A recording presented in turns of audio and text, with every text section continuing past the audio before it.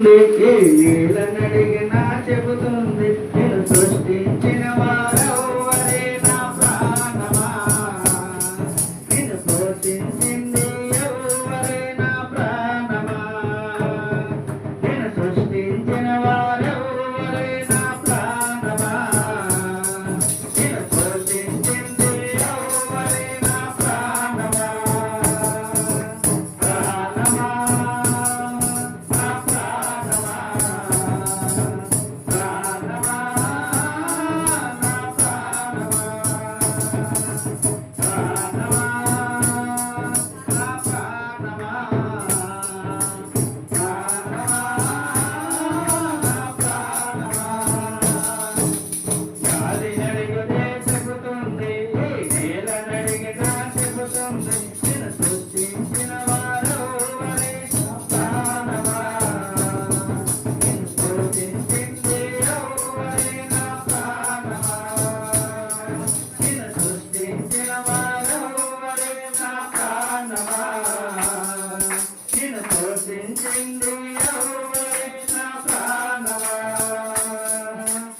ఆకాశమును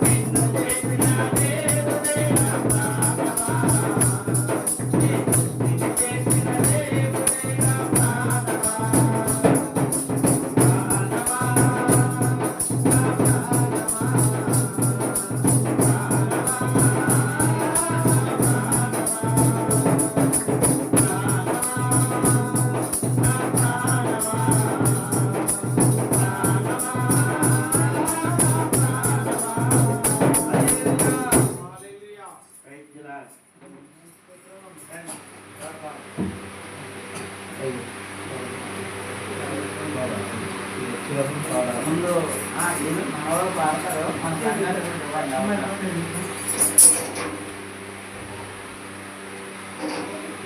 అమ్మ మీరు పాడండి ఒక పాట పాడతారా? మైక్ ఇవ్వండి సభలో.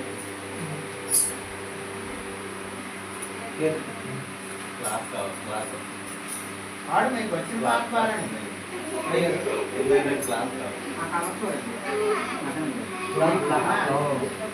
అమ్మా ఇంటివేను నా వైపు చూడు, నీకు ఏ పాట వస్తే ఆ పాట పాడు.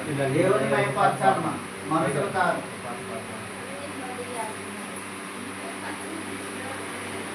సరే ఇలాగా అయ్యారు ఒక పాట పాడతారు. మీరు చెత్త పాడారు. అలాగే అయ్యగారికి నా హృదయపూర్వక వందనాలు. అలాగే తోటి సేవకులకు మరియు సంఘ విశ్వాసులందరికీ వందనాలు. ఒక చిన్న పాట పాడుకుందాం. మన కూవి పాట పాడదాం. అందరూ కూడా కలవండి. పరిజడితే అందదు మా కూవి పాట పేర్లు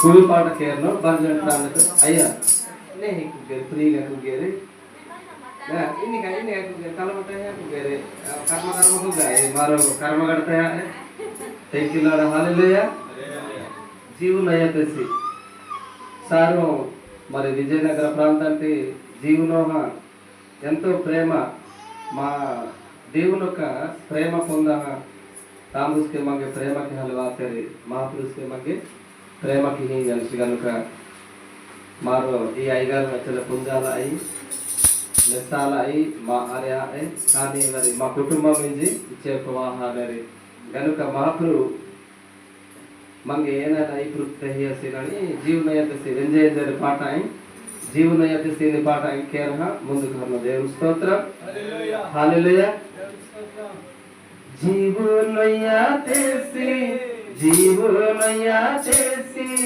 सल्ले अगड़ा सल्ले अगड़ा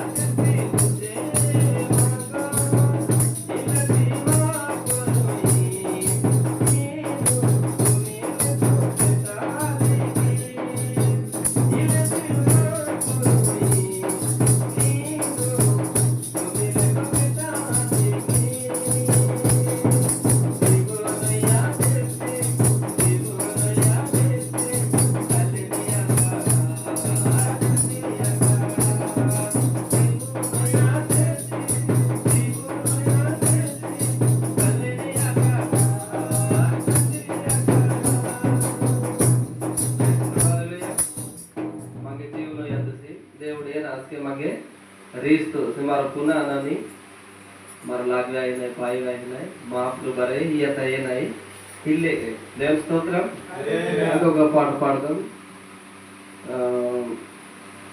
खाली खाली तो जीव मने इन्हें बरगन कुछ है तो देव स्तोत्रम खाली खाली तो जीव भूमि था वही लाखों पुरुषे खाली खाली नदी भूमि ఈ భూమి కొంతవరకే మహా 60-70 సంవత్సరాలు వేగిన కనుక నాకు చాలా ఇష్టం కేసీఎం అయ్యే పాట ఇది జీవుడ గొన్నో తిన్నో ఆహారం ఇన్నది ఇది జీవ ఇది ఆహారి ఓరో జీవమన్న కనుక కలి కలిసి జీవమనే దేవుడు గురించి పాట దేవుని స్తోత్రం कले कले ती जीव मन्ने देवो पुरु देवो पुरु कले कले ती राति मन्ने देवो पुरु देवो पुरु कले कले ती जीव मन्ने देवो पुरु देवो पुरु कले कले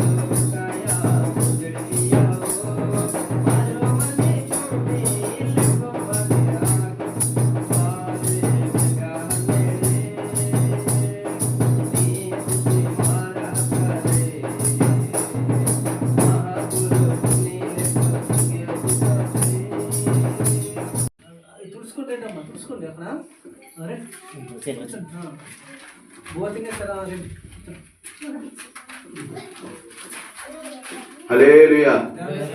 ముందుగా దేవదేవ వందనాలు చెల్లించుకుంటున్నాను. ఆత్మీయమైన వందనాలు కూడా వచ్చిన సంఘానికి వందనాలు. అది నేను చెప్పబోయే సాక్ష్యం ఏంటంటే నా జీవితంలో జరిగిన కొన్ని అద్భుతాలు. నేను దేవుడి సన్నిధికి వచ్చి ఇది 3 సంవత్సరాలు అవుతుంది. నేను తొలినాళ్ళలో నేను దేవుని మందిరానికి వెళ్ళినప్పుడు నాకు ఏంటంటే చిన్నప్పటి నుంచి కూడా డోలక్ అన్నా కాంగా అన్నా ఇంకా వాద్యాలు ఏవైనా సరే నాకు చాలా ఇష్టము. అయితే మా అయ్యగారు నేను వెళ్ళిన తొలి రోజే నాకు కాంగాని ఇచ్చారు. కానీ పాటలు ఎలా ఉంటుందో తెలియదు, ఎలా వాయించాలో తెలియదు. కానీ ఏదైనప్పుడు కూడా దేవుడు సంకల్పం ఉన్నది కాబట్టి దేవుడు ఆ తలంతం నాకు ఇచ్చాడు. అయితే అలాగా ఏంటంటే దాని మీద ఇంట్రెస్ట్తో సన్నిధికి అలాగే వెళ్ళడం జరిగింది. అయితే దేవుడు అంటే తొలినాళ్ళలో మామూలుగా బయట ఎలా ఉంటాం అక్కడ కూడా అలాగే ఉండొచ్చు. మనకి ఎలాగైనా ఇష్టం వచ్చినట్టు తిరగచ్చు అనే ఉద్దేశంతో అనుకున్నాను. కానీ అక్కడికి వెళ్ళిన తర్వాత రెండింటికి పొంతం లేదు. అర్థమవుతుందని నేను చెప్పింది. అయితే ఏంటంటే బయట ఒకలా ఇక్కడ ఒకలా అంటే ప్రేమ డిఫరెన్స్ అన్నమాట. ఇక్కడ ఉన్న ప్రేమ ఇంట్లో లేదు, బయట లేదు. ఇక్కడ ఉన్న ప్రేమ ఎక్కడా లేదన్నమాట. అంటే ఎక్కడెక్కడ వారమో తెలియదు, ఎక్కడి నుంచి వచ్చామో తెలియదు. కానీ ఆ ప్రేమ నేను ఎప్పుడు కూడా నా చిన్నప్పటి నుంచి కూడా తల్లిదండ్రుల దగ్గర చూశాను. మరి అలాంటి ప్రేమ మరి బయట అయితే ఎక్కడ చూడలేదు. మన దగ్గర డబ్బులు ఉంటే మన దగ్గర 10 మంది స్నేహితులు ఉండొచ్చాము. నీ దగ్గర డబ్బులు లేకపోతే ఒకరు కూడా ఉండరు. కానీ దేవుడి సన్నిధికి వచ్చిన తర్వాత నేను ఎలా స్థితిలో ఉన్నా, ఏ స్థితిలో ఉన్నా సరే అక్కడ ఆ ప్రేమ నేను చూశాను. నన్ను ఒక వ్యక్తి నన్ను ప్రశ్నించినప్పుడు, అంటే నువ్వు ఎందుకు ఇలాగా మారవలసి వచ్చింది అన్నప్పుడు నేను సమాధానం ఏం చెప్పానంటే, ప్రేమ అంటే దేవుడి ప్రేమ ఎలా ఉంటుందో నేను అక్కడ రుచి చూసి తెలుసుకున్నాను. మా అయ్యగారు మా పైన చూపించిన ప్రేమ అంటే ఒక తండ్రి ఒక బిడ్డపై ఎలాగైతే చూపిస్తాడో ఆత్మీయ తండ్రి కానీ తల్లి కానీ అలాంటి ప్రేమ పై చూపించేవారు అనమాట. నువ్వు ఎటువంటి స్థితిలో ఉన్నా, ఏ పరిస్థితుల్లో ఉన్నా సరే మమ్మల్ని ప్రోత్సహించేవారు. నాకైతే పాటలు పాడడం కూడా సరిగ్గా రాదు. అయితే నేను వెళ్ళిన 2-3 రోజుల్లోనే నువ్వు పాట పాడని మైక్ నా చేతులు పెట్టేస్తే నేను ఎలా పాడాలి నాకు తెలియదు. అయితే ఏదైనప్పుడు కూడా దేవుని మీద భారం వేసి పాట పాడాను. మళ్ళీ పాడమన్నారు, మళ్ళీ పాట పాడమన్నప్పుడు మళ్ళీ పాడాను. అలా పాడినప్పుడు నాలోనే అంటే నేను కూడా పాడగలనా అంటే నాకు మామూలుగా ఇలా మైక్ పట్టుకుని అనుకోండి షవరింగ్ వచ్చేస్తుంది అనమాట. ఇలా మాట్లాడలేను. అలాంటిది దేవుడు నన్ను ఇక్కడ నిల్చోబెట్టి మరి మాట్లాడటానికి నాలో ఉన్న భయాన్ని, పిరికితనాన్ని అన్ని కూడా తొలగించాడు అనమాట, బలపరిచాడు. అయితే అక్కడతోనే అలాగా నేను దేవుళ్ళకి రావడం జరిగింది. అలాగే అయ్యగారు కూడా ప్రోత్సాహం కూడా బాగా ప్రోత్సహించేవారు అన్ని విషయాల్లో కూడా. అయితే అయ్యగారు అయితే ప్రతిది కూడా నాకే చెప్తున్నారు. ఎంతమంది ఉన్నారో అంతమంది చెప్పుకుంటాను, నాకే చెప్తాను. మిగతా వాళ్ళు ఏమనుకుంటున్నాను అయ్యగారికి నేను ఒకసారి అలాగే అడిగాను అనమాట. మరి వాళ్ళందరూ ఉన్నారు కదండి అయ్యగారు అంటే ఒక విషయం చెప్పారనమాట. ఎంతమంది ఉన్నా సరే పని చేయగలిగేవారు ఎవరైతే సమర్థం ఆ పని చేయగలరో వారికే అది లభిస్తుంది అనమాట. అంటే ఎంతమందో ఉండి దేవుడు ఏర్పరచుకున్నవారు కొంతమంది. అర్థమవుతుందండి? హల్లెలూయా. అయితే అలాగా దేవుళ్ళకి రావడం జరిగింది. మరి నా వివాహాన్ని కూడా అయ్యగారే దగ్గరుండి జరిపించారు. నేను కూడా మాకు ఎలా చేయాలో తెలియదు, ఏం చేయాలో తెలియదు. అయ్యగారు మీరే చేయండి, మాకైతే మరి ఈ విషయంలో తెలీదు. అలాగే నా కుటుంబం కూడా నాకు ప్రోత్సాహకరంగా ఉన్నది. వాళ్ళు అన్యులైనప్పుడు కూడా అయ్యగారికి ఎంతో ప్రోత్సాహం అందించారు. మా వివాహ విషయంలో కూడా ఎంతో దేవుడు అద్భుతమైన కార్యం చేశాడు. అలాగే మంచి భార్యని, అలాగే దేవుడి దర్శనం ద్వారా నాకు కుమారుని కూడా ఇచ్చారు. 2 సంవత్సరాల ఆ కుమారుడికి.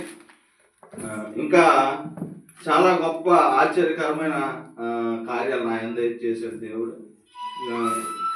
ఇలాగా వాడబడుతున్నానంటే అది ఓన్లీ దేవుడి కృప మాత్రమే. ఇంకా చెప్పాలంటే చాలా విషయాలు ఉన్నాయి.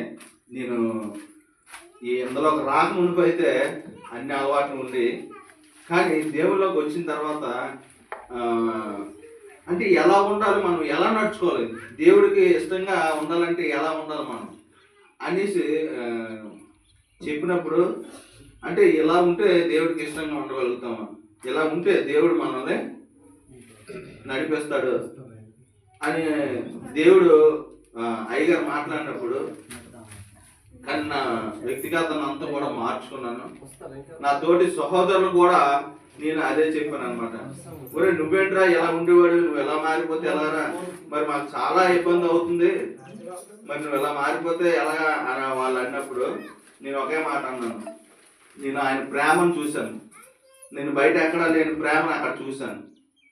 అంటే అసలు నువ్వేనా అసలు ఇలా ఎలా మారగలిగావు నువ్వు, అసలు ఏంటంటే నువ్వు సన్నిధికి రారా నీకు తెలుస్తుంది, బయట ప్రేమకి దేవుడి దగ్గర ఉన్న ప్రేమకి తేడా తెలుస్తుంది అన్నప్పుడు, నాకు వద్దురా బాబు నీతో మాట్లాడితే నేను కూడా నీలాగా అయిపోతున్నామో నాకు భయం వేస్తుంది అని అన్నారు నా సోదరులు ఇద్దరు కూడా, నా బెస్ట్ ఫ్రెండ్స్ అండి. ఎన్ని విషయాలు కూడా వాళ్ళిద్దరు ఉంటారు అనమాట. అయితే వాళ్ళిద్దరితో మేమేం చేసినా మేము ముగ్గురం చేసేవారు అనమాట. నేను ఒకసారి వాళ్ళకి మారిపోయేసరికి వాళ్ళిద్దరు కూడా ఆశ్చర్యపోయారు అనమాట. ఆశ్చర్యపోతే ఒరే నీతో కానీ మేము ఉంటే మమ్మల్ని కూడా ఇలా మార్చేస్తారా, మమ్మల్ని అలా ఉండి అంటే, దేవుడు పిలిస్తే మటుకు నువ్వే కాదు ఎవరైనా సరే ఆయనకి దాసోహం అవ్వాల్సిందే. హల్లెలూయా. మరి ఇంకా దేవుడు అనేక ఆశ్చర్య కార్యక్రమాలు చేశాడంటే, మరి ఈ పరిచర్యలు అయితే మేము ఎంతగానో ఆనందిస్తున్నాం. ఎందుకంటే దేవుడు నాకు 4 వాగ్దానాలు ఇచ్చాడండి. మొదటిది, నీ మొదటి సంవత్సరం వచ్చినప్పుడు భయపడబడి మిమ్మల్ని నేను పోషించదును అని అన్నాడు.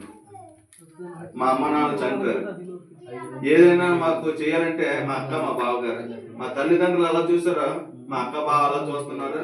మా ఆత్మీయ తల్లిదండ్రులు గారు అయితే ఇంకా ప్రోత్సహిస్తారండి అన్ని విషయాల్లో. మరి అలాగా నడిపించడం జరిగింది. మరి అలాగే 2వ సంవత్సరం వాగ్దానం అయితే, శాశ్వతమైన ప్రేమతో నీ మీద కృప చూపుతున్నాను కాబట్టి నిన్ను విడవక ఎడబాయను అన్నమాట. అంటే నా మీద కృప చూపిస్తున్నాను, నిన్ను విడవను అనే 2వ వాగ్దానం కూడా నెరవేరిందండి. అలాగే 3వ వాగ్దానం, యెహోవా యందు నీవు ఆనందించదు. అంటే నాకు అర్థం అవ్వలేదండి అయ్యగారు, ఏంటి ఇలా వచ్చింది వాగ్దానం అంటే, నువ్వు దేవుడని సంతోషిస్తున్నావు కదా అన్నప్పుడు, అయ్యగారు నేను ఊహించలేదండి అసలు ఆ వాగ్దానం కూడా కింది సంవత్సరం నెరవేరింది. మరి ఈ సంవత్సరం వాగ్దానం అయితే, యెహోవా నిన్ను మంచి దేశంలో నిలబెడతాడు, అది కొండలు లోయలు గల ప్రదేశాల్లో నువ్వు ఆనందింప చేస్తావు అని అన్నది. అసలు ఏంటండి అయ్యగారు, కొండలేంటి లోయలేంటి ఆనందింప చేయడం ఏంటి అని అన్నప్పుడు, నిజంగా దేవుడైతే ఆ వాగ్దానం నిజంగా నెరవేర్చాడు. ఎందుకంటే మేము ఎప్పుడూ చూడలేదు ఎలాంటి ప్రదేశాలు కానీ ఇలాంటి పరిచర్య కానీ ఎక్కడ కూడా చూడలేదు. మేము ఎక్కడికి వెళ్ళా కూడా అంటే సభలు మామూలు జరుగుతాయి, కానీ ఇలాంటి వాతావరణం ఇలాంటి కొండలు లోయలు చూడలేదు. మరి దేవుడు నిజంగా ఆ 4 వాగ్దానం కూడా నెరవేర్చాడు నా పట్ల అయితే. నమ్మినోళ్ళు హల్లెలూయా గట్టిగా హల్లెలూయా. ఇంకా చాలా ఉన్నాయి. మా మేనల్కి యాక్సిడెంట్ అయినప్పుడు అయితే ఎంతో పెద్ద యాక్సిడెంట్, అంటే మనిషి అయితే చనిపోవాలి మామూలుగా, కానీ దేవుడి కృపలో నడిపించారు. ఆయన హైదరాబాద్లో ఉన్నాడు, మేము చాలా దూరంలో. కానీ ఎలాగా అంటే వాళ్ళు అక్కడ నుండి ఫోన్ చేశారనమాట, మేము ఉన్నాం మీరు భయపడకండి అంటే. ఏదైనప్పుడు కూడా దేవుడి ప్రేమ ఉందన్నమాట, దేవుడు ప్రణాళిక, దేవుడు హస్తం మీద ఉన్నదని నేను నమ్ముతున్నాను. ఎందుకంటే అంత పెద్ద యాక్సిడెంట్ కూడా దేవుడు తప్పించాడు. అలాగే తగ్గిపోయిన తర్వాత మామూలుగా జాబులు అయితే ఆయన ఉంచరండి. ఒక వ్యక్తి హ్యాండిక్యాప్డ్ అయితే ఆ వ్యక్తిని జాబ్లో ఉంచాలి, రిజైన్ చేయించేస్తారు. కానీ మళ్ళీ అదే పోస్ట్ ఇచ్చారనమాట. మామూలు కింద స్థాయికి వెళ్ళిపోవాలి, కానీ వాళ్ళు సార్ గొప్పతనం వల్ల మళ్ళీ అదే పోస్ట్ మేనల్కి ఇవ్వడం జరిగింది. అందుబట్టి దేవుడు వందనాలు చెల్లించుకుంటున్నాను. మరి ఇలాంటి కృప ఇంకా చాలా అద్భుతాలు దేవుడు చేశాడండి. మరి అన్నీ చెప్పుకోవడానికి టైం చాలదు. మరి అలాగే ఈ చిన్న మాటలో దేవుడు దీవించింది.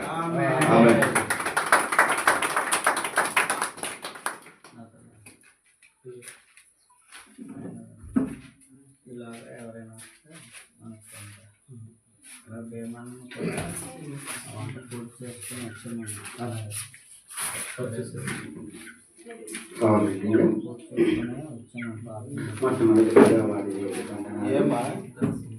అలాగే మాయ గారికి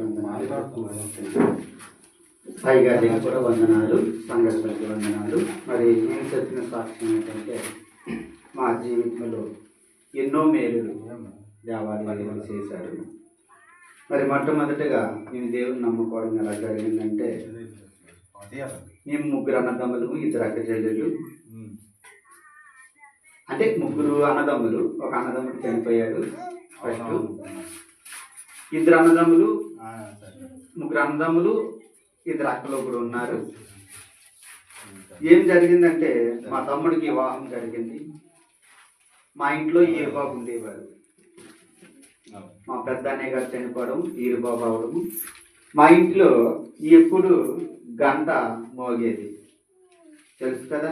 ఈరుబాబు ఇంట్లో ఉంటే ఎలా ఉంటాడో, గంట 24 గంటలు గంట మోగుతూనే ఉండేది, దీపం వెలుగుతూనే ఉండేది. మా ఇంటిలోకి రావాలంటే ఎవరైనా ముందు రోడ్డు మీదే స్నానం చేయాలా, లేకపోతే కాళ్ళు చేతులు కడుక్కోవాలా మా ఇంట్లోకి రావాలంటే. అలాంటి సమయంలో ఈరుబాబు మా తమ్ముడి మీదకి వచ్చి, అంటే మీ అన్నయ్య గారు చనిపోయారు కదా, ఈరుబాబు అయ్యారు అని అనేటప్పుడు దేవుడమ్మ గారు వచ్చి నీళ్లు పోయాలా మీదని 101 బింది అనేటప్పుడు, ఈ 101 బింది చలికాలంలో పోసేటప్పటికి మనోడు ఏమయ్యాడు, జాలు తేరిపోయాడు అనమాట.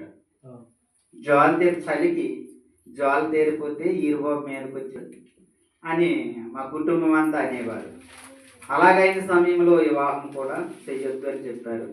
అయినప్పటికీ దగ్గర సంబంధం చేస్తే కానీ వాళ్ళ కాదు అని చెప్పి మా అక్కగారి కుమార్తెని మా తమ్ముడికి చేయడం జరిగింది.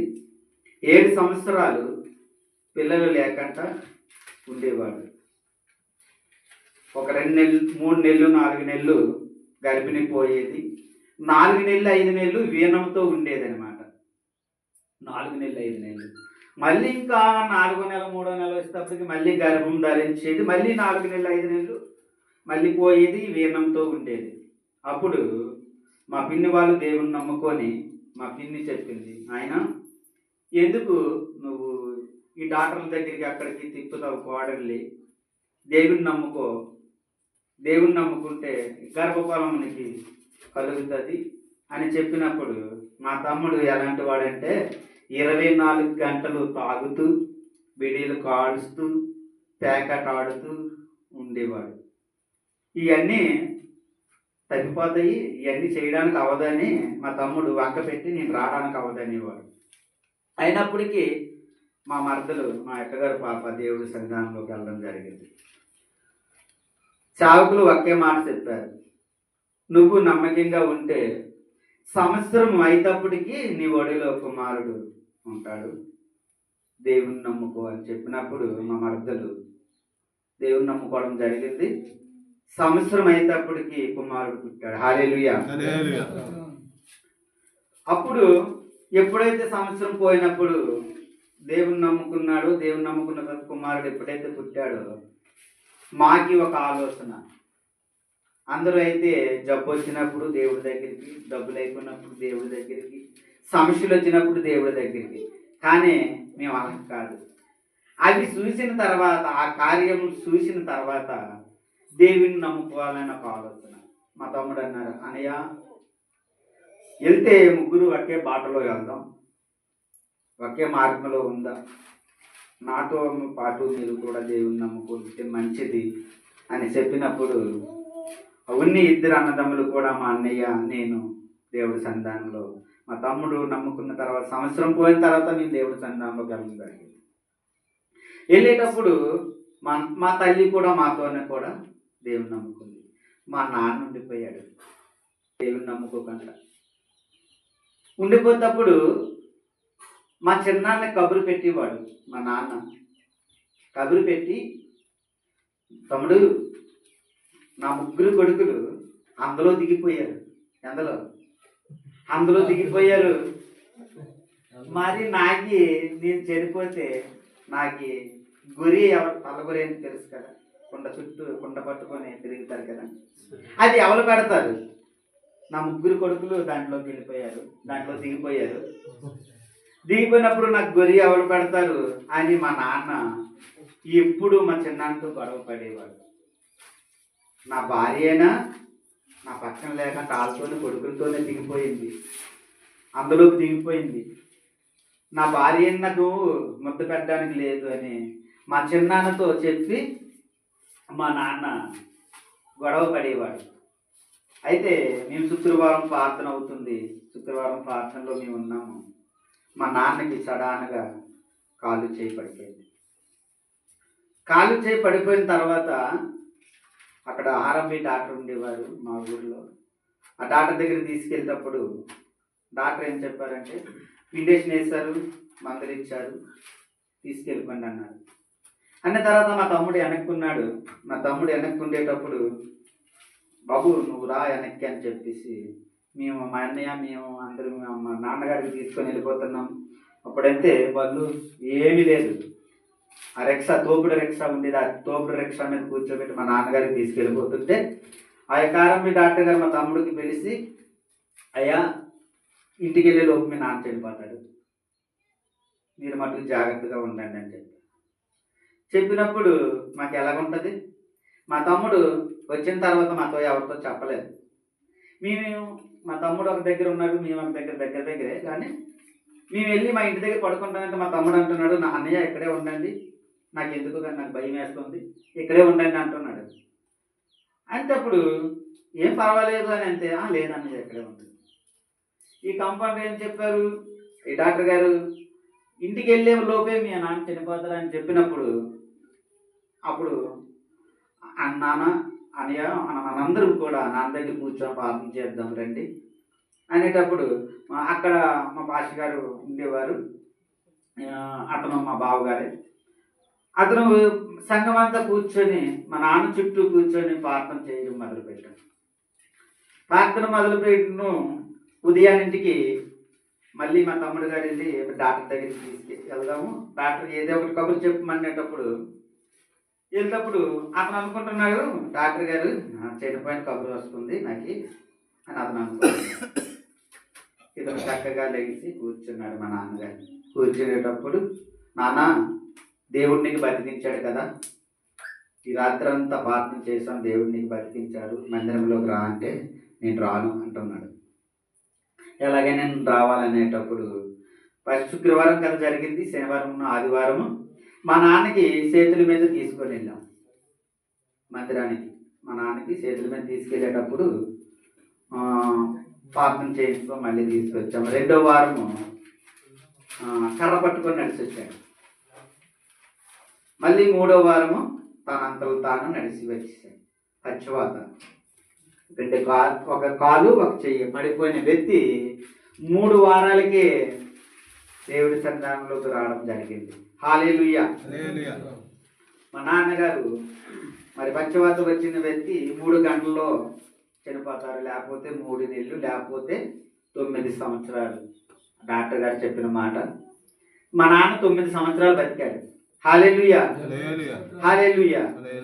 అలాగా మా కుటుంబం అంతా దేవుడు కృపలో, దేవుని యందు మా అన్నయ్య గారి కుటుంబము, నా కుటుంబం, మా తమ్ముడి కుటుంబం, మా కుటుంబాలే కాదు, మా అన్నయ్య అత్తవారి కుటుంబం, నా అత్తవారి కుటుంబం, మా తమ్ముడు వారి అత్త, మా కుటుంబాలన్నీ కూడా అప్పుడు దేవుడి సన్నిధానంలో హ్యాపీగా ఉన్నాం. హల్లెలూయా.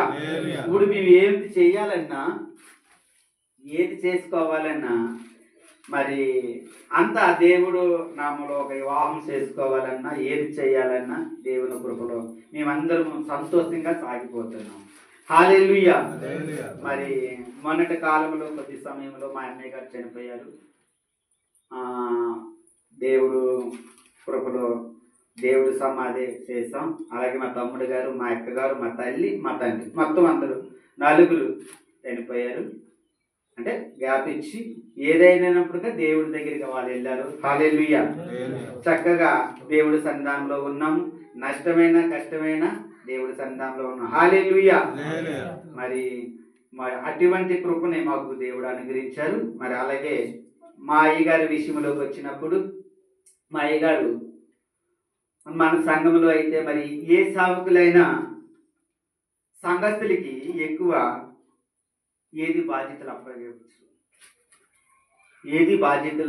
అప్పగించరు. మరి ఎక్కడ అప్పగించుకుంటున్నారో లేదో నాకు తెలియదు, కానీ ఎక్కడ కూడా సంఘానికి ముందుకి తేనవరు. చదువుకున్న వారికైనా ఒక ప్రార్థన విషయంలోనైనా ఏదైనా. కానీ మా అయ్యగారు అలా కాదు. సంఘం అంతట్లో పాటలు పాడాలన్నా సంఘంలో పిల్లలే, మరి వాక్యం చెప్పాలన్నా మరి ఆదివారం ఒక్కరోజు అయ్యగారు వాక్యం చెప్తారు. మరి శుక్రవారం అయినా తర్వాత గృహ కూడికలైనా క్రిస్మస్ ఆరాధనలైనా ఏదైనా సంఘ బిడ్డలే వాక్యం చెప్తారు. మా సంఘంలో 4 వాక్యం చెప్తారు సంఘ బిడ్డలు. స్త్రీలు కూడా 3 చెప్తారు వాక్యం. అంటే తన ఉద్దేశం ఎలా ఉంటుందంటే, మా అయ్యగారి ఉద్దేశం, నేను ఎలాగైతే ఉన్నానో నా బిడ్డలు కూడా అలాగే ఉండాలని ఆలోచన. హల్లెలూయా. మరి తను చెప్తారు వాక్యం. మరి ఒక అబ్బాయి నాకు చెప్తారు. మరి ఒక అబ్బాయి మా అల్లుడు గారు కూడా వాక్యం చెప్తారు. మరి అయ్యగారు వాళ్ళ అబ్బాయి అతను కూడా వాక్యం చెప్తారు. మరి నాకు మొట్టమొదటిగా నాకే మౌత్ వస్తుంది, నేనే నడిపిస్తాను. అయ్యగారికి ఆ అవకాశం నాకు ఇచ్చారు. దాన్ని బట్టి ఎంతో కృతజ్ఞతలు చెల్లించుకుంటుంటాం. ఎందుకంటే దేవుడు మాటలు చెప్పాలంటే పెట్టి పుట్టాలి. దేవుడు మాటలు చెప్పాలంటే ఈ స్థలంలో నిలబడి చెప్పాలంటే మనం ఎన్నో నోములు నోసుకోవాలి. మామూలు బయట వాళ్ళు దీంట్లో మాట్లాడుకున్నాను, ఎన్నో నోములు నొయ్యాలి. హల్లెలూయా. ఇది నా సాక్ష్యము. మరి అయ్యగారు మరి ఈ ప్రాంతంలోకి రావడానికి ఎంతో ప్రయాస. ఈ యొక్క ప్రాంతంలోకి రావాలంటే మరి మా అయ్యగారు మాట ఇచ్చారంటే అది ఎంత కష్టమైనా ఆ యొక్క మాటని ప్రోత్సహించుకుంటారు. ఆ యొక్క మాటని ఈ యొక్క పరిచర్యకి రావాలా, ఈ యొక్క కొండల ప్రాంతంలోకి రావాలని ఎంతో తపన, తన ఆలోచన దేవుడు చక్కగా నెరవేర్చాలని. అలాగే కాకుండా మీరు కూడా సేవకులైన వారు మీ యొక్క గ్రామాలకు వచ్చి మేము ఈ యొక్క పరిచర్య కోసం మా అయ్యగారు ఎలాగైతే ఆశపడుతున్నారో ఏదో సందర్భాల్లో మా గ్రామం కూడా మీరు రావాలని నా కోరిక. ఎందుకంటే మామూలు సమయంలోనైతే రాలేరు, కానీ ఏదో మీటింగులప్పుడు కానీ లేదంటే ఏదో పండగల సమయం అప్పుడు మా ఊరు కూడా మా గ్రామం చూసినట్టు ఉంటుంది, అయ్యగారి పరిచర్య చూసినట్టుగా ఉంటుంది. మా గ్రామము మా యొక్క సంఘానికి మీ సేవకులు సంఘ బిడ్డలు రావాలని కోరుకుంటూ ఈ మాటలు ముగిస్తున్నాను. హల్లెలూయా.